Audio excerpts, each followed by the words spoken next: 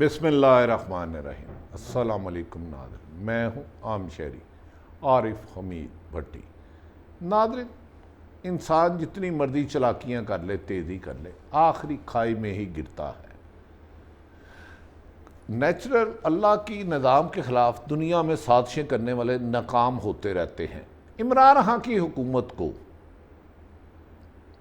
April میں سازش کر کے نکال دیا گیا۔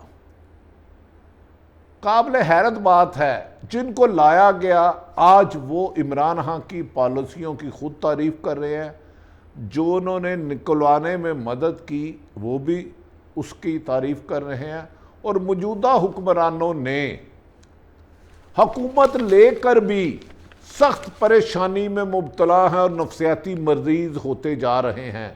آخر آج ایک ہر بندہ سوال کر رہا ہے کہ عمران خان کی حکومت کو گھر بھیجنے والا، اس کے خلاف سازش کرنے والا میر صادق، میر جعفر، غیر ملکی اور پاکستان میں تھا کون؟ سب کچھ ایسا کچھ ہوتا رہا عمران خان کی حکومت میں کہ وہ نظر بھی نہیں آیا اور عمران خان کی حکومت بھی چلے گئی۔ عمران خان کی اکثریت سی اقلیت میں بدل گئی۔ عمران خان کی معاشی ترقی تھی، موجودہ حکمرانوں نے معاشی بدحالی میں بدل دیا۔ عمران خان کی اکثریت سی، اسے اقلیت میں بدل لیا۔ عمران خان کے ساتھی تھے، انہوں عمران خان کے مخالفین کے ساتھ مل گئے۔ عمران خان کے مخالفین آپس میں ملے اور آپس میں ہی لڑ پڑے۔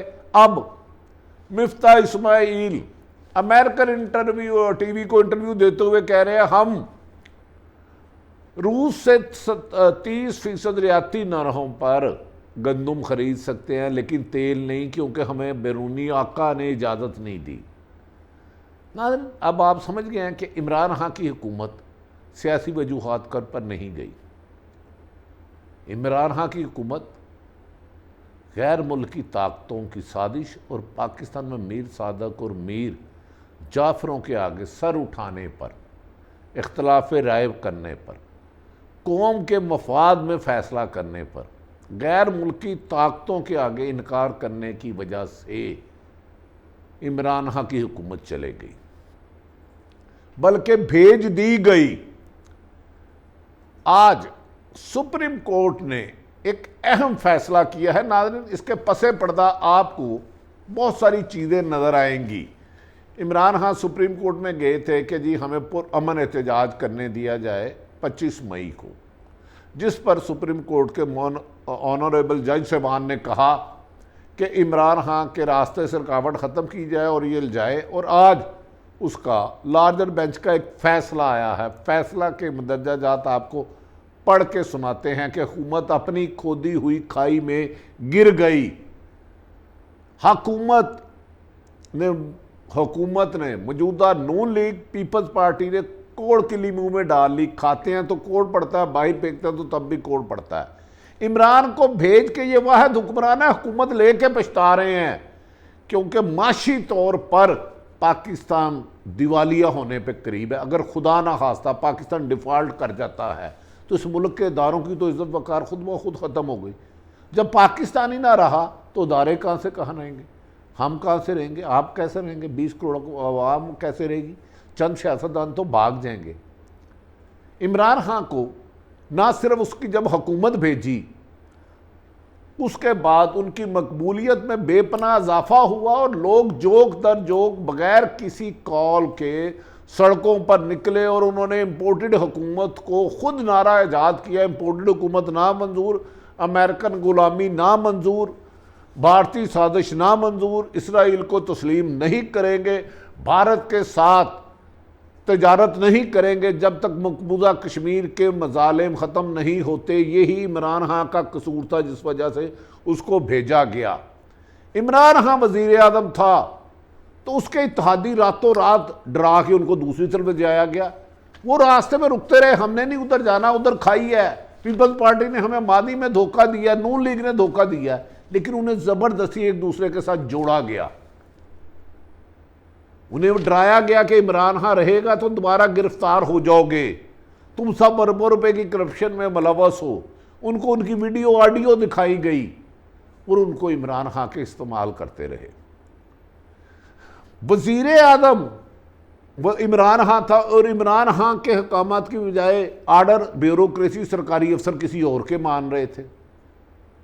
وزیر اعظم وہ تھے اور انہی کو گرفتار کرنے کے لیے، ان کے وزراء تھے ابھی، انہی کو گرفتار کرنے کے لیے پریزن وین نے اسمبلی کے باہر بھیج دی گئی۔ ڈپٹی سپیکر آئینی رولنگ دے رہا تو اس میں رکاوٹ ڈال دی گئی، اللہ کوئی اوتھ نہ لے اس میں ڈال دی گئی، لیکن نظر ہی کوئی نہیں آتا تھا یہ کام کر کون رہا ہے۔ سمجھ ہی نہیں آ رہی تھی کہ پس پردہ ہے کون سی غیر ملکی طاقت۔ اس نے کئی سوال چھوڑ دیے، اگر وزیر اعظم عمران خان تھے تو پریزن وین کیسے بھیجی، ڈپٹی سپیکر کو کس نے دھمکی دی، شہباز شریف کو وزیر اعظم کس نے بنایا، شہباز شریف پر 6 ماہ سے فرد جرم اور حمزہ شہباز پر عائد کون نہیں ہونے دے رہا، ایف آئی اے کا ریکارڈ کون تبدیل کروا رہا ہے، مریم نواز کو کون پاسپورٹ دینے کی کوشش کر رہا ہے، یہ کون لفظ کون ہے جس نے عمران خان کی حکومت ختم کرا دی، کون ہے جو اربوں روپے کی کرپشن میں ملوث تھے وہ حکمران بن گئے، اس کون کا تلاش جاری رکھیں۔ یہ آپ کو نظر آئے گا، آپ کو نظر آئیں گے کہ اچانک وزیر اعظم وزیر اعلیٰ پنجاب پی ٹی آئی کا ہوتا ہے اور حکم حمزہ شہباز کا چلتا ہے، اور اسمبلی میں وہ افسر جو بیوروکریسی پی ٹی آئی حکومت کے عثمان بزدار کے متحد تھی، حمزہ کے کہنے پہ اسمبلی پہ دھاوا بول دیتی ہے اور ہزاروں بندے اسمبلی کے اندر لے جاتی ہے، گورنر اس پہ قبضہ کر لیا جاتا ہے۔ اور ناظرین یہ قبضہ گروپ کی لڑائی تھی، اقتدار کی نہیں۔ اس میں قصور عمران خان کا یہ تھا کہ امریکہ کو عادت تھی کہ ایک اشارے پہ اپنی مرضی کی حکومت بنانا، ایبسولوٹلی ناٹ سے لے کے رشیا سے گندم اور تیل خریدنا۔ اب کہتے ہیں شرمندگی کے مارے عمران خان کے دور میں نیب کی ریکوری بھی مثالی ہے، گروتھ ریٹ بھی 6 پر گیا تھا، ان کو لا کے ہم پچھتا رہے ہیں۔ یہ کون ہیں جو ان کو لائے ہیں؟ یہ کون ہیں جو عمران خان کو قتل کروانا چاہتے ہیں؟ خبریں یہ آ رہی ہیں کہ اگر وہ ڈی چونک پہ پہنچتے تو خون ریزی ہونی تھی عمران خان کے مطابق۔ یہ ملک کی سلامتی سے کھیل رہے ہیں۔ عمران خان جب سپریم کورٹ میں گئے کہ ہم مجھے پرامن احتجاج نہیں کرنے دیا جا رہا، میرے حکومت میں بلاول بھٹو نے بھی دھرنا دیا، احتجاج کیا، لانگ مارچ کیا، مریم نواز نے بھی کیا، مولانا فضل الرحمان نے کیا، آج اس پر بڑا دلچسپ فیصلہ آیا ہے۔ 7 سوال حکومت سے کیے گیا آنریبل چیف سپریم کورٹ کے جج صاحبان کی طرف سے، تاہم ایک اختلافی نوٹ بھی ہے۔ عدالت نے 7 سوال کیے، آئی جی پولیس اور چیف کمشنر اسلام آباد سے 1 ہفتے میں رپورٹ طلب کر لی ہے۔ D G I S I, D G I B 1 ہفتے میں ہمیں رپورٹ دے، سیکرٹری وزارت داخلہ بھی 1 ہفتے میں 7 سوالوں کا جواب دے۔ سوال یہ ہے کہ عمران خان نے پارٹی ورکرز کو کس وقت ڈی چونک میں جانے کی ہدایت کی، جبکہ ڈی چونک سے پہلے عمران خان پر تو اٹک میں ہی پولیس نے حملہ کر دیا تھا، ہزاروں شیل تو اٹک میں ہی پھینک دیے تھے، ابھی تو اسلام آباد آیا ہی نہیں تھا۔ پنجاب کی ایک جگہ پر رکاوٹ تھی، لاہور کے لبرٹی چوک میں، کراچی میں لاتعداد شیلنگ کی گئی۔ اس کا مطلب ہے سپریم کورٹ کا حکم موجودہ حکومت میں ہوا میں اڑا دیا، اور وزیر داخلہ کہتے ہیں میں کسی کو نہیں مانتا، حکومت بھی کہتی ہے میرے ہوتے ہوئے کون چیلنج کر سکتا ہے۔ سپریم کورٹ نے واضح کہا تھا کہ رکاوٹیں کھڑی کر دی جائے۔ رات 25 کی رات کو اسلام آباد کراچی میں لاٹھی چارج ہوتا ہے، شیلنگ ہوتی ہے، لاہور لبرٹی میں ہوتا ہے۔ عمران خان پر اٹک پہ ڈی چوک تو بہت دور کی بات ہے، اٹک پہ ہی لاتعداد فائرنگ ہوتی ہے، لک پھیل کر اوپر شیشے پھینک دیتے ہیں اور گاڑیاں تباہ حال ہو جاتی ہیں۔ تاہم سپریم کورٹ نے آج اہم ترین سوال اٹھا دیا کہ عمران خان نے پارٹی ورکرز کو کس وقت ڈی چونک جانے کا کہا، کس وقت پی ٹی آئی کارکن ڈی چونک میں لگی رکاوٹوں سے آگے نکلے، جبکہ بار بار کہہ رہا ہوں عمران خان پر تو اٹک میں ہی حملہ ہو گیا تھا، سپریم کورٹ کی وائلیشن ہو گئی تھی، لاہور میں، شیخو پورہ میں، سیالکوٹ میں، سرگودا میں، میاں والی میں، ہر جگہ عمران خان کے بارے ساتھیوں کو روکنے کے لیے رابطے اور تشدد اپنایا گیا تھا۔ ڈی چونک تو بہت دیر کی بات ہے، اگلی صبح کی۔ پھر اگلا سوال ہے کیا ڈی چونک ریڈ زون داخل ہونے والے ہجوم کی نگرانی کوئی کر رہا تھا؟ کیا حکومت کی جانب سے دی گئی یقین دہانی کی خلاف ورزی کی گئی؟ حکومت نے تو یقین دہانی کیا کرائی، رکاوٹ ڈالے اور 25 کی بجائے 23 کو چھاپے مارنے شروع کر دیے۔ اب حکومت پھنس گئی، یہ نہیں بچتی، کیونکہ 23 کو چھاپے مارے، حکومت نے کہا تھا رکاوٹ نہیں ڈالنی۔ کہہ رہے ہیں کہ ڈی چونک کیسے ہوا، وہ تو اٹک پہ عمران خان کے پاس ہزاروں فوٹیج ہے کہ اس پہ حملہ کیا گیا۔ کتنے مظاہرین ریڈ زون میں، سوال یہ ہے کہ داخل ہونے میں کامیاب ہوئے؟ ریڈ زون میں تو رینجر اور پولیس تھی اور مسلم لیگ نون کے ورکر تھے۔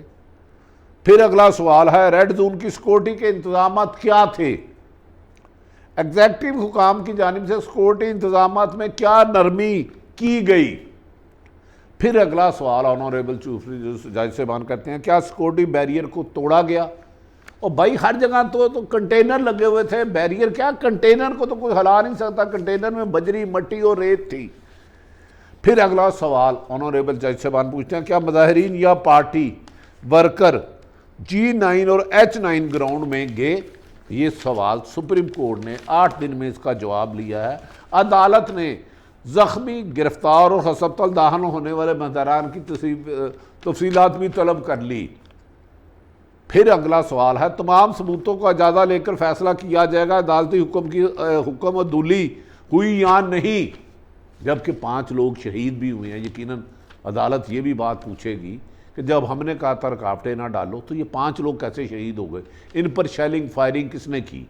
ہزاروں کنٹینر کس نے کھڑے کیے؟ اگلا سوال سپریم کورٹ کی جانب سے پوچھا گیا کیا حکومت کو دی گئی عید قانی کی خلاف ورزی کی گئی؟ کیا انتظامیہ اور پولیس نے کارکنوں کے خلاف کوئی ایکشن لیا؟ جبکہ 2 دن پہلے 23 کو ہی چھاپے مارنے شروع ہوئے۔ کتنے مظاہرین ریڈ زون میں داخل ہونے میں کامیاب ہوئے جہاں نون لیگ کا اور پولیس کا قبضہ تھا؟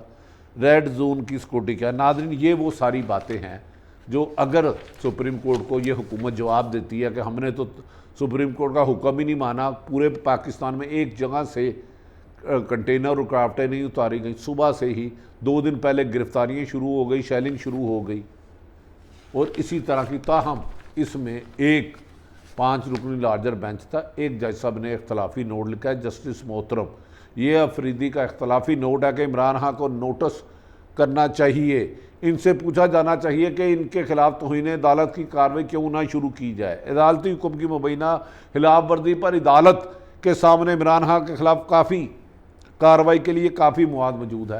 ناظرین 23 تاریخ کو عدالت کے حکم کے باوجود گرفتاریاں رہتی ہیں، 24 کو بھی رہتی ہیں، 25 کو بھی رہتی ہیں۔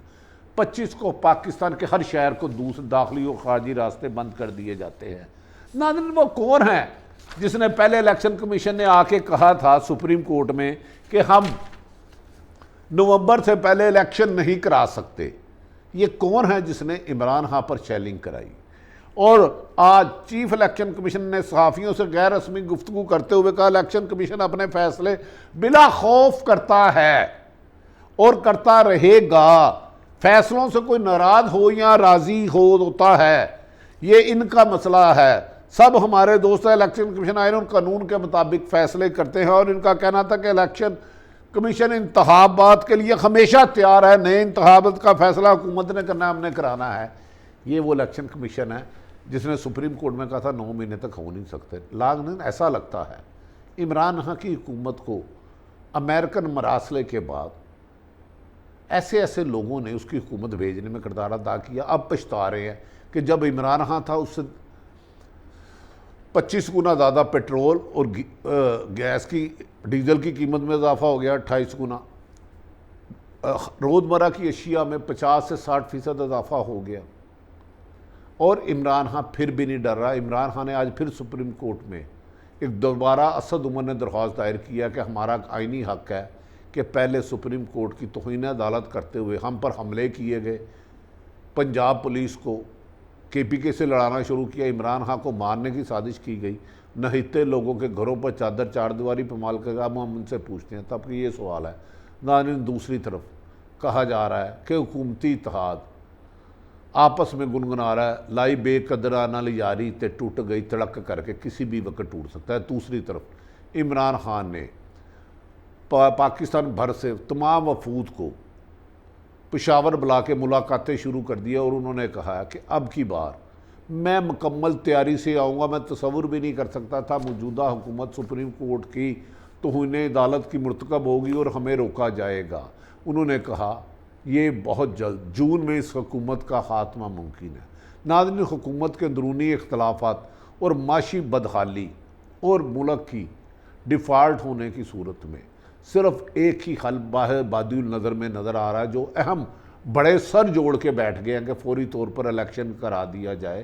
سی این این کی ٹی وی نے بھی مفتہ اسماعیل سے کہا کہ آپ اتنے مقبول ہیں تو الیکشن کیوں نہیں کراتے؟ اب پاکستان نہیں، پی ٹی آئی نہیں، ایک شہر نہیں، 22 کروڑ پاکستانی اور پوری دنیا نئے الیکشن کی طرف دیکھ رہی ہے۔